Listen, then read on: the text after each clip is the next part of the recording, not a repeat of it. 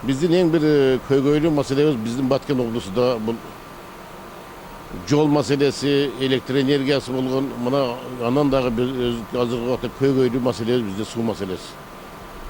Суу маселеси биз бир эле же Баткен районунда эмес, же Лайлек районунда эмес, бүт эле жалпы биздин Баткен облусунда суу маселеси өтө кыйын. Ошого азыркы күндөрдө мына биз Кызылкия шаарына иче турган суудун мына бөлүнгөн бул жерде да насос менен. Бул жерде 110 киловаттан 3 насос турат экен. Ушул жерде бул насостор менен шаардын Исмайрам дарыясынан барган суудан 70% ушул насос менен барган суудан ичет. Бул жерде мына бул жерде суу топтолуп туруп, мына жакшы кылып ичин тазалашып коюптур. İçindeki yildерди алып салып, бул жерден насос менен кирип, насос 2 насос, 3 насос болуп иштебей 2 насос иштесе, экөөгө берип турат. Эгерде ашып кеткен болсо, бу жерде сброс бар экен, суу ташап коет экен. Эми мен азыркы күндө бизде Кудайга шүгүр быйылгы жылы биздин мына Баткен районунда дагы 4 суу сактагычыга жылдагы караганда мына январдын айынын аягына жетпей суу толду. Азыр 85 миллион, 90 миллион кубка жакын суу бар азыркы күндө. Азыр сууду ошолорду элдерге айланма канал менен берип, айыл өкмөттөргө берип атат. Азыркы күндө суу мындай кичине кеңир болуп турган убактарда жалпы облус боюнча тоңдурмага мынабы кыштык сууларды беришти башташ керек. Өрүктөргө болобу, алмага болобу, бактарактарга бериш керек. Муну сууду бергенден кийин муну үнөмдүү пайдаланыш керек. Сууду бергенден кийин мага суу берилди деп коюп анан бир жерден агып жатпастан ошолорду азыркы күндө дарактарга бериш керек. Биринчи, азыркы күндөгү кыштагы берген суудун эмне пайдасы бар? Мында тоңгондон кийин үстү муз пайда болгондогу бак дарактардын астында курт кумурскалар бүтүн өлөт дагы, баягы жайында көп курт дагы чыкпайт.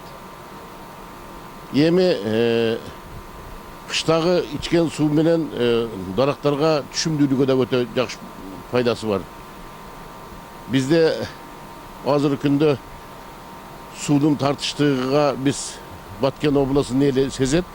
Азыркы күндө буйруса бардыгыбыз капельный тамчылатуу суу өтмөйгө, анан теплицага өтүшүбүз керек. Жалпы элдер тамчылатып суу өтмөйгө бак дарактарды эгизишибиз керек. Ошондо биринчиден суу үнөмдөлөт. Экинчиден бак дарак 2 жыл бат четилет экен. Андан тышкары алиги сууду мындай жөөк менен агызып койгондо баягы азыктарды агызып кетет. Ошон үчүн баягы тамчылатып суу өткөргөн бир топ жакшы. Азыркы күндө тамчылатып суу койгон жакшы жолго Баткен районунда коюлуп турат. Теплицаларды болсо Кадамжай районунда жакшы өстүрүп атат. Ал эмес мына Кызылкия шаарында дагы промзоналарда баягы каралбай калган жерлерди суу барбаган жерлерге өздөштүрүп атат. Бадыран, помидор өстүрүп атат. Мына быйылгы жылы биз мына Сүлүк шаарга дагы мына шахталарга милдеттендирип жатабыз.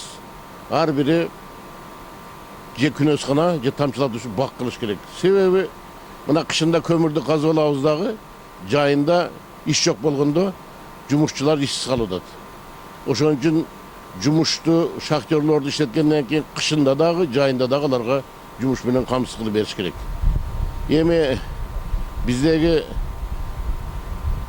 быйылкы мына перспективный планга республика боюнча 52 миллионго каралган болсо, ошонун 28 миллиону биздин Баткен облусуна каралып турат. Бул жерде мынабы Лейлекте, Кадамжай районундагы, кала берсе мына Теке Секереге чейин ушулга каралып турат.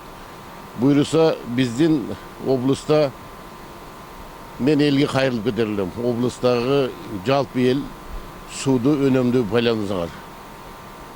Сууду канчалык биз үнөмдөсөк, ошончолук бизге жакшы. Бул суу деген байлык, суу бул өмүр.